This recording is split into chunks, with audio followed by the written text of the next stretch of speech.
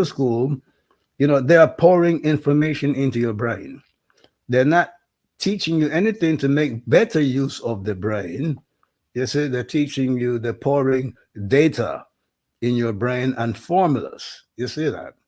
You learn what this number is, what this combination of numbers is, and then you learn to manipulate the numbers. But that doesn't make you smarter. What makes you smarter is raising your wakefulness. It makes you more aware. It helps you to catch relationships, deeper, faster. You see that? Able to see things that others don't see. You see that? You become visionary. You see what I'm talking about here? So, this is how Western, well, not only Western, but all the leading cultures of the world since the fall of ancient Egypt have perverted and made the world a little backward, a lot backward. Where, bright people are taken and they just simply fed information, and formulas to handle information, but they do nothing to cultivate the faculties that's supposed to handle that information, which is your brain and your psyche. You see that? So, along with breathing in a certain way, which we'll talk about a little later. Okay, you also help the brain and the rest of your body by increasing the amount of oxygen you take in and the amount of carbon dioxide that you get rid of. You say, let me give you a little, science here, if you don't mind. Our lungs, the lungs of a healthy person, has the capacity to take in about 5,700 milliliters of air. Okay, that's a lot. Normally, when we are, going about our business, sitting down, just walking, not engaging in any strange activity, which is how we spend most of our day. Okay, we are taking in 500 milliliters of air, per breath, as opposed to the 5,700 milliliters capacity. So we're taking in, in a normal day, if you don't exercise or whatever, you are taking in most of the day, less than 10% of your full capacity to imbibe oxygen. Now, let's recall something that we all know. You can go many, many days without water. You can go many days without food. How long can you go without oxygen? You see, the fact that you can't go too long without oxygen tells you how important oxygen is. It's the most important thing that you need to take into your body. You see that? Yeah?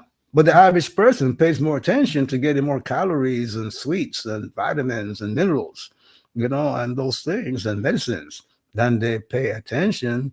They don't pursue the knowledge of getting more oxygen. Okay?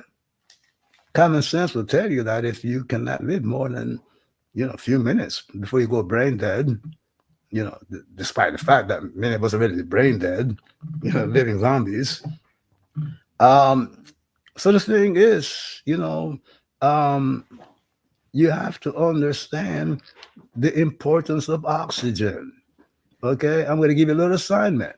Okay, go to the University of Google or Bing or iTunes and research all you can on the benefits of oxygen. Is there more benefits of getting more oxygen or lots of oxygen? You see that. You see the fact that you might have some device that tells you that your oxygenation is 100%. It's not the full story. You see that. Okay, because it's telling you how much oxygen there is in the blood, not how much oxygen there is in all the cells and tissues in your body, including your nervous, your nerve cells and your brain cells and so forth. That does not register, on that machine, those devices that count, your oxygen level. You see that. So we're not talking about that. You see, when you meditate properly, breathing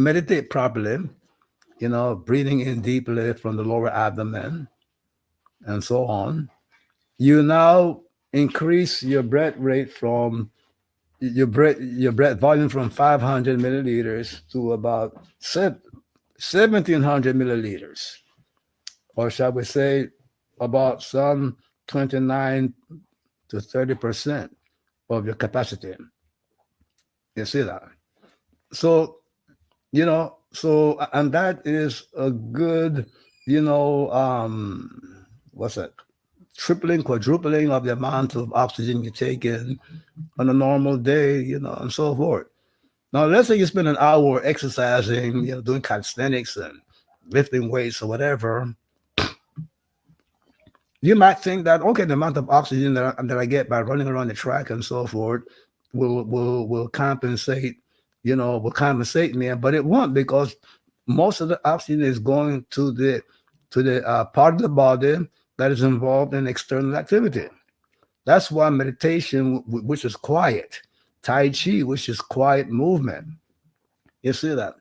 Okay, where you're not using or straining the musculature, the outside musculature of the body, that allows most of that excess oxygen you're taking in to go to the vital organs, to the liver, the kidney, the brain, the prefrontal lobe, and things of that nature. So when you hear about Qigong and Tai Chi and meditation, they are quite different from, calisthenics and cardiovascular exercises and things of that nature. It's a whole different paradigm. So don't think that if you are doing all these calisthenics and, cardiovasculars and strength exercises, that you are replacing the need for meditation and qigong and tai chi and things of that nature.